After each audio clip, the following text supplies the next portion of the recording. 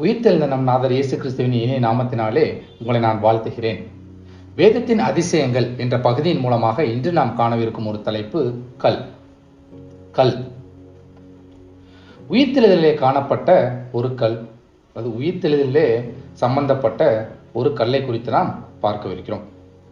எப்படி ஒரு கல்லானது 3 கோணங்களிலே பார்க்கப்பட்டது, 3 விதங்களிலே காணப்பட்டது என்பதை குறித்து நாம் பார்க்கவிருக்கிறோம். முதலாவது கல் அடைக்கப்பட்ட கல். மார்க் 15:46 வசனத்திலே பார்ப்போமானால், அவன் போய் மெல்லிய துப்பட்டியை வாங்கி கொண்டு வந்து அவரை இறக்கி அந்த துப்பட்டியிலே சுற்றி கண்மலையில் வெட்டியிருந்த கல்லறையிலே அவரை வைத்து கல்லறையின் வாசலில் ஒரு கல்லை புரட்டி வைத்தான் என்பதாக வேதம் சொல்கிறது. இயேசுவானவர் மரித்து சிலுவையிலே தொங்கிக் கொண்டிருக்கிறார். அவரது உடலை எடுத்து அடக்கம் செய்கிறார்கள். அடக்கம் செய்துவிட்ட பின்பு அந்த கல்லறையிலே ஒரு கல்லை வைத்து அடைத்து விடுகிறார்கள். இது அடைக்கப்பட்ட கல். எந்த ஒரு கல்லறையுமே அடைக்கப்பட வேண்டும் என்பது உலக நியதி அல்லது உலகத்தின் இயல்பு. இது ஒரு இயல்பான காரியம். ஆனால் இந்த அடைக்கப்பட்ட கல் விசேஷமாக காணப்பட்டது. அது என்னவென்று பார்ப்போமானால், மத்தேயு 27:66 வசனத்திலே பாருங்கள், அவர்கள் போய் கல்லுக்கு முத்திரை போட்டு என்று வேதம் சொல்கிறது. இந்த அடைக்கப்பட்ட கல் மாத்திரமல்ல, முத்திரை போடப்பட்ட கல்லாகவும் அங்கே காணப்படுகிறது. அது மாத்திரமல்ல, தொடர்ந்து பாருங்கள், காவல் வைத்து கல்லறையை பத்திரப்படுத்தினார்கள் என்பதாக வேதம் சொல்கிறது. அடைக்கப்பட்ட கல் இப்போது முத்திரை போடப்பட்டுள்ளது. அது மாத்திரமல்ல, காவல் வைக்கப்பட்டு பத்திரப்படுத்தப்பட்டுள்ளது. கல்லறையை அடைத்திருக்கக்கூடிய இந்த கல்லை குறித்து நாம் பார்த்தோம். அங்கே அடைக்கப்பட்டது அல்லது முத்திரை போடப்பட்டது, காவல் வைக்கப்பட்டது என்ன? ஏன் அது முத்திரை போடப்பட்டது? மத்தேயு 27:63 வசனத்தை பாருங்கள். ஆண்டவனே, அந்த எத்தன் உயிரோடு இருக்கும்போது 3 நாளைக்கு பின் எழுந்திருப்பேன் என்று சொன்னது எங்களுக்கு ஞாபகம் இருக்கிறது. எழுந்திருப்பேன் என்று சொன்னது என்பதாக வேதம் சொல்கிறது. அங்கே அந்த கல்லறையிலே அடைக்கப்பட்டது, முத்திரை போடப்பட்டது, காவல் வைக்கப்பட்டு பத்திரப்படுத்தப்பட்டது அவரது உடல் மாத்திரம் அல்ல. இவர்கள் நினைத்து கொண்டிருக்கிறார்கள் அவருடைய வார்த்தையும் கூட, அவர் கொடுத்த வாக்கு தத்தமும் கூட அடைக்கப்பட்டு போனது என்பதாக நினைக்கிறார்கள். தம்மை குறித்து சொல்லப்பட்ட தீர்க்க தரிசனங்கள் அனைத்தும் அங்கே அடைக்கப்பட்டிருப்பதாக அவர்கள் நினைத்துக் கொண்டிருக்கிறார்கள். இயேசுவானவரை குறித்து சொல்லப்பட்ட வாக்குத்தத்த வசனம், வார்த்தைகள், தீர்க்க தரிசனங்கள் அனைத்தும் அங்கே முத்திரை போடப்பட்டதாக, காவல் வைக்கப்பட்டதாக எண்ணிக்கொண்டிருக்கிறார்கள். இரண்டாவது கல், கற்பனையின் கல். மார்க் 16:3 வசனத்திலே பார்ப்போமானால், கல்லறையின் வாசலில் இருக்கிற கல்லை நமக்காக எவன் புரட்டி தள்ளுவான் என்று ஒருவரோடு ஒருவர் சொல்லிக் கொண்டார்கள். அந்த கல் மிகவும் பெரிதாய் இருந்தது. இங்கே பார்க்கிறோம், மரியாளும் மற்ற ஸ்திரீகளும் கல்லறையின் இடத்திற்கு போகிறார்கள். அப்படி போகும் பொழுது அவர்களுக்குள் எழுந்த ஒரு கற்பனையான காரியம் இது. அந்த கல் மிகவும் பெரியது. யார் நமக்காக அந்த கல்லை புரட்டி தள்ளுவார்கள் என்று கற்பனையிலே கண்டு தங்களுக்குள் பேசிக்கொள்வதை நாம் பார்க்கிறோம். இந்த கற்பனையின் கல் நமக்கு சொல்லுவது என்ன, உணர்த்துவது என்ன? பாருங்கள், மரியாளும் மற்ற ஸ்திரீகளும் இயேசுவானவர் உயிரோடு எழுந்திருப்பார் என்று விசுவாசத்தின் அடிப்படையில் அந்த கல்லறைக்கு போகவில்லை. அவர் உயிரோடு எழுந்திருப்பார் என்பது சொல்லப்பட்ட போதும் கூட விசுவாசமற்றவர்களாய் அங்கே எதற்காக போனார்கள்? லூக்கா 24:1 வசனத்திலே பார்ப்போமானால், வாரத்தின் 1ஆம் நாள் அதிகாலையிலே தாங்கள் ஆயத்தம் பண்ணின கந்த வர்க்கங்களை அவர்கள் எடுத்துக்கொண்டு வேறு சில ஸ்திரீகளோடும் கூட கல்லறையினிடத்தில் வந்தார்கள் என்பதாய் பார்க்கிறோம்.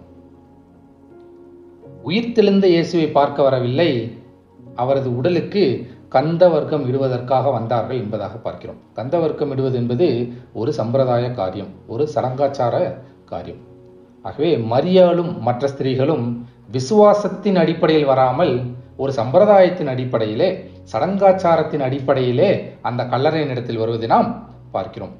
இப்படித்தான் நாமும் கூட விசுவாசம் இல்லாதவர்களாய், பெயர் கிறிஸ்தவர்களாய் அல்லது சம்பிரதாயத்திற்கென்று, சடங்காச்சாரத்திற்கென்று கிறிஸ்துவை பற்றி கொண்டவர்கள் கிறிஸ்தவர்கள் என்று நாம் சொல்லிக் கொண்டிருக்கிறோம். நம்மிலே விசுவாசம் இல்லாதவர்களாக காணப்படுகிறோம். மூன்றாவது கல் பாருங்கள், புரட்டி போடப்பட்ட கல். மத்தேயு 28 2வது வசனத்திலே பார்ப்போமானால், அப்பொழுது பூமி மிகவும் அதிரும்படி கர்த்தருடைய தூதன் வானத்திலிருந்து இறங்கி வந்து வாசலில் இருந்த கல்லை புரட்டி தள்ளி அதன் மேல் உட்கார்ந்தான் என்பதாக வேதம் சொல்கிறது.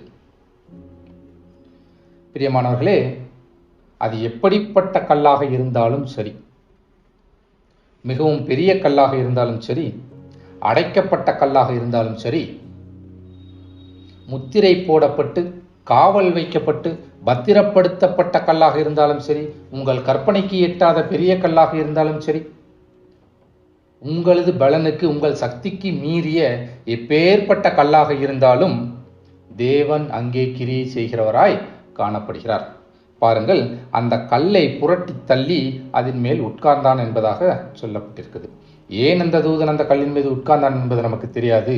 ஆனால் ஒரு விஷயத்தை நம்மால் நம்ப முடியும், மீண்டும் அந்த கல்லை யாரும் புரட்டி அதே இடத்தில் வைத்துவிடக்கூடாது என்பதற்காக கூட அங்கே உட்கார்ந்திருக்கலாம். இப்படியாகத்தான் நம்முடைய வாழ்க்கையிலும் கூட பல காரியங்களை குறித்து பயந்து கலங்கி கவலைப்பட்டு கொண்டிருக்கிறோம். அந்த காரியம் நம்முடைய சக்திக்கு மிஞ்சியதாக, நம்முடைய கற்பனைக்கு மிகுதியானதாக, நம்முடைய பலத்திற்கு அப்பாற்பட்டதாக காணப்படக்கூடியதாய் இருக்கும். அதை யார் நமக்காக தீர்த்து வைப்பார்? யார் நமக்காக அதை புரட்டி தள்ளுவார் என்று கவலைப்பட்டுக் கொண்டிருக்கிறீர்களா? உயிர்த்தெழுந்த வல்லமை நமக்காக இன்றும் கிரியை செய்யக்கூடியதாக காணப்படுகிறது. வாக்கு தந்தவர் உண்மையுள்ளவராய் இருக்கிறார். அவர் வாக்கு மாறாதவராய் இருக்கிறார். ஆனால் நாமோ அவர் கொடுத்த வாக்கை விசுவாசிக்க தவறிவிடுகிறோம். உயிர் தெளிவேன் என்று சொல்லி வாக்கு கொடுத்தவர் வாக்கு மாறாதவராய் உயிர் தெழுந்தார்.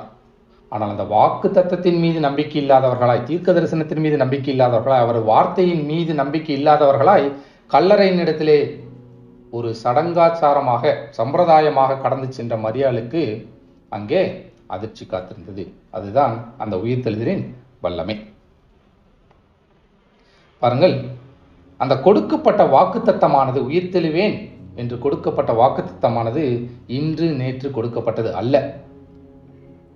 உலகம் தோன்றின முதலே கொடுக்கப்பட்டது. ஆதியாகமம் 3 வசனத்திலே பார்ப்போமானால், உனக்கும் ஸ்திரீக்கும் உன் வித்துக்கும் அவர் வித்துக்கும் பகை உண்டாக்குவேன், அவர் உன் தலையை நசுக்குவார், நீ அவர் குதிங்காலை நசுக்குவாய் என்றார் என்பதாக சொல்லப்பட்டிருக்கிறது. அவர் உன் தலையை நசுக்குவார் என்று வேதம் சொல்கிறது. அப்படியானால் கிறிஸ்து மரிப்பதின் மூலம் மாத்திரமல்ல, மரித்து மீண்டும் உயிர் தெழுவதின் மூலமாக பிசாசின் தலையை நசுக்குவார் என்பதாக வாக்கு சொல்லப்பட்டிருக்கிறது, தீர்க்க தரிசனம் சொல்லப்பட்டிருக்கிறது. அந்த வாக்கு தத்தமானது அங்கே செயல் வடிவம் பெறுவதை நாம் பார்க்க முடிகிறது. இப்படியாக நாமும் கூட அவர் கொடுத்த வாக்கு தத்தத்தை மறந்தவர்களாய், இன்னும் பெயர் கிறிஸ்தவர்களாய் ஏதோ ஒரு காரியத்தை கற்பனையிலே வைத்துக் கொண்டு கலங்கிக் கொண்டிருக்கிறோம். இந்த வேத பகுதி நமக்கு உணர்த்தக்கூடிய காரியங்கள் என்ன? நாம் என்ன செய்ய வேண்டும்?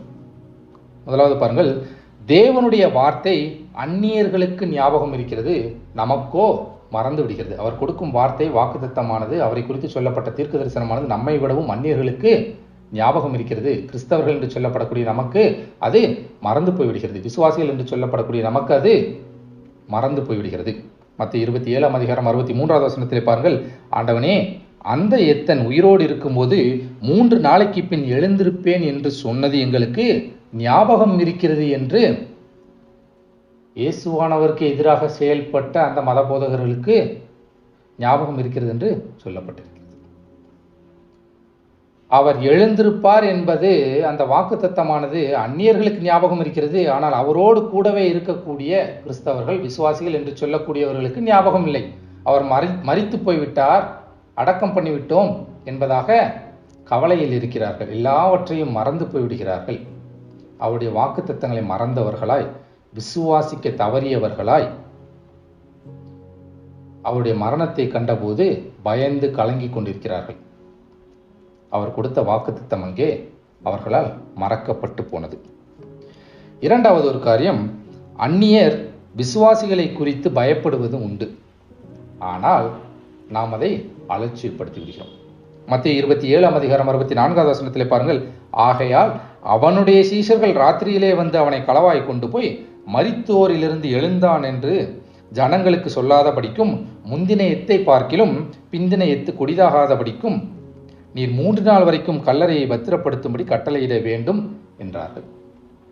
இங்கே பாருங்கள், தேவன் கொடுத்த வாக்கு தத்தத்தின் நிமித்தமாக சீஷர்கள் ஒருவேளை ஏதாகவும் செய்து விடுவார்களோ, அல்லது அவர்களுடைய விசுவாசத்தின் அடிப்படையில் ஏதாகவும் நடந்து விடுமோ, அவருடைய வாக்கு மெய்யாகி விடுமோ என்ற பயம் இயேசுவானவருக்கு எதிராக செயல்பட்டவர்களுக்குள்ளே காணப்பட்டது. ஆனால் சீஷர்களுக்கு வேறு விதமான ஒரு பயம் காணப்பட்டது. அந்நியர்கள் தேவனுடைய வசனத்தை கேட்கும் பொழுது, வார்த்தைகளை கேட்கும் பொழுது, வாக்கு தத்தங்களை கேள்விப்படுகிற பொழுது அந்த வார்த்தைக்கு பயப்படுகிறவர்களாய் காணப்படுகிறார்கள். ஆனால் நாமும் அதை அலட்சியப்படுத்தி கொண்டிருக்கிறோம், வேறு விதமாக அதை குறித்து பயந்து கொண்டிருக்கிறோம். மூன்றாவது ஒரு காரியம் பாருங்கள், பயப்படாதிருங்கள். மத்திய 28:5 தூதன் அந்த ஸ்திரீகளை நோக்கி நீங்கள் பயப்படாதிருங்கள். 10 அப்பொழுது இயேசு அவர்களை நோக்கி பயப்படாதிருங்கள். உயிர்த்தெழுதலிலே அந்த தேவதூதனும் சரி இயேசுவானவரும் சரி பொதுவாக சொன்ன ஒரே காரியம், பயப்படாதிருங்கள். ஆம் பிரியமானவர்களே, நம்மை ஏதோ ஒரு கவலை, ஏதோ ஒரு பயம் இறுக பிடித்து கொண்டிருக்கலாம், நம்மை ஆட்கொண்டிருக்கலாம். தேவன் சொல்கிறார் பயப்படாதிருங்கள் என்பதாக. நாமும் கூட நம்முடைய வாழ்க்கையிலே இயல்பாக நடக்கக்கூடிய காரியம் என்று நினைத்து கொண்டிருப்போம். ஆனால் நமக்கு எதிரானவர்கள் நம்முடைய வாழ்க்கையிலும் சரி, கிறிஸ்தவர்களுடைய வாழ்க்கையிலும் சரி, பொதுவாக தேசத்திலும் கூட கிறிஸ்துவுக்கு எதிராக, கிறிஸ்தவர்களுக்கு எதிராக முத்திரை போடப்பட்ட கற்களை வைக்கலாம், காவல் பண்ணப்படலாம், பத்திரப்படுத்தப்படலாம். அதை குறித்து நாம் கற்பனையிலே நம்முடைய சக்திக்கு மிஞ்சியது என்று நாம் நினைத்து கொண்டிருக்கலாம். ஆனால் ஒரு விஷயத்தை ஞாபகத்தில் வைத்துக் கொள்ளுங்கள், உயிர்த்தெழுதலின் வல்லமை கிரியை செய்யும் பொழுது நாம் கற்பனையிலே வைத்துக் கொண்டிருக்கக்கூடிய காரியங்களை தகர்த்து போட முடியும். அந்த உயிர்த்தெழுதலின் வல்லமை நம்மில் கிரியை செய்ய வேண்டும் என்று சொன்னால் நாம் அதை விசுவாசிக்க வேண்டும். அவர் சொன்ன வார்த்தைகளை, அவர் சொன்ன வாக்கு தத்தங்களை, தீர்க்க தரிசனங்களை இறுக பிடித்துக் கொள்ள வேண்டும். அதுமேல் நம்பிக்கை வேண்டும், அதுமேல் விசுவாசம் வேண்டும். அப்படி விசுவாசிக்கும் பொழுது உயிர்த்தெழுதலின் வல்லமை நம்மிலே, நம்முடைய வாழ்க்கையிலே கிரியை செய்ய கூடியதாய் காணப்படுகிறது. ஜெபம் செய்வோமா? அன்பின் தகப்பனே, இந்த அருமையான வேலைக்காக நன்றி செலுத்துகிறோம் தகப்பனே. நீர் எங்களுக்கு கற்றுக் கொடுத்த இந்த பாடத்திற்காக நன்றி செலுத்துகிறோம். ஸ்தோத்திரம் தகப்பனே. எங்களுடைய வாழ்க்கையிலும் கர்த்தாவே, எங்களது சக்திக்கு மிஞ்சியதாக, எங்களுடைய பலத்திற்கு மிஞ்சியதாக எத்தனையோ காரியங்கள் எங்களை ஆட்கொண்டு இருக்கலாம். அதை குறித்து நாங்கள் கவலைப்பட்டு கொண்டிருக்கலாம், பயந்து கொண்டிருக்கலாம். திகில் எங்களை பிடித்திருக்கும் தகப்பனே. நாங்கள் அறியோம், நீர் கொடுத்த வாக்கு தத்தம் எங்களில் கிரியை செய்யும்படியாக அதை விசுவாசிக்க வேண்டும் என்பதை நீர் என்று எங்களுக்கு கற்றுக் கொடுத்தபடினாலே நன்றி சொல்கிறோம் தகப்பனே. உயிர்த்தெழுதலின் வல்லமை எங்கள் வாழ்க்கையிலே கிரியை செய்யும்படியாக அதை விசுவாசிக்க வேண்டும் என்பதை நீர் கற்றுக் கொடுத்திருக்கிறீர். ஒவ்வொரு நாளும் தகப்பனே அதை விசுவாசிக்க, அதை பற்றிக்கொள்ள உரிமை பாராட்ட தேவன் எங்களுக்கு கிருபை செய்வீராக. வாக்கு தந்தவர் நீர், வாக்கு மாறாதவர். உம்முடைய வாக்கு, உம்முடைய வார்த்தை என்றென்றுமே நிறைவேறக்கூடியது தகப்பனே. நீர் சொல்லிய வார்த்தை ஒன்றும் வெறுமையாய் உம்மிடத்தில் திரும்புவது இல்லை கர்த்தாவே. அதை விசுவாசிக்க எங்களுக்கு பலன் தாரும். உயிர்த்தெழுதலின் வல்லமை எங்களுடைய வாழ்க்கையிலே செயல்பட, அதற்கு இடம் கொடுக்க, அதை விசுவாசிக்க கர்த்ததாமே எங்களுக்கு கிருபை செய்வீராக. கற்றுக்கொண்ட காரியங்களை பிறரும் விசுவாசிக்கும்படியாக, கற்றுக்கொள்ளும்படியாக எடுத்து கூற எங்களை வல்லமையாய் பயன்படுத்துவீராக. எங்களோடு கூட இருந்து செயல்படுவீராக. இயேசு என்ற மெய்யான நாமத்தினாலே ஜெபித்து கேட்கிறோம் நல்ல பிதாவே. ஆம் பிரியமானவர்களே, ஒருவேளை நம்முடைய வாழ்க்கையிலும் கூட நம்மையே அறியாமல், நம்முடைய கற்பனைக்கு அப்பாற்பட்டு ஏதோ ஒரு காரியம் நம்மை அழுத்தி கொண்டிருக்கலாம். அதை குறித்த பயம் நம்மை பற்றி கொண்டிருக்கலாம். தேவன் கொடுத்த வார்த்தையை நம்புங்கள், அவர் வாக்கு தத்தத்தை விசுவாசியுங்கள். நிச்சயமாகவே அந்த காரியத்திலிருந்து உங்களுக்கு உயிர்த்தெழுதலின் வல்லமை விடுதலை கொடுக்கக்கூடியதாய் காணப்படுகிறது. நன்றி.